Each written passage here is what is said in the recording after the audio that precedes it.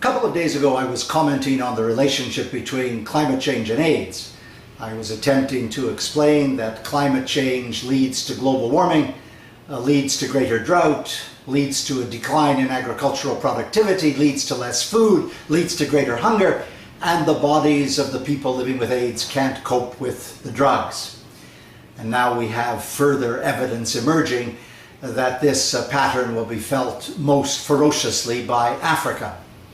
The celebrated international writer Naomi Klein, author of No Logo and the Shock Doctrine, attended the conference in Copenhagen, and in her newsletter she indicates that the agreement that temperatures should not rise above another 2 degrees centigrade will mean 3 or 3.5 degrees centigrade in Africa, and that will be a disaster. It'll probably be felt in the second quarter of this century, and it will be staggering in its impact.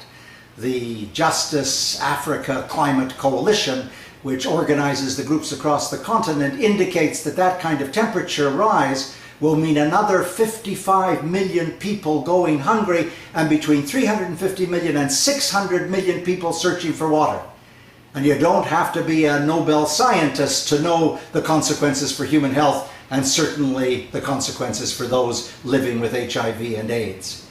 Bishop Tutu, I can't quote him exactly, but I'll quote him accurately, has said that the disaster for Africa will be momentous. He went further and said that even with a 2 degree centigrade increase, Africa would be incinerated and would not have global development.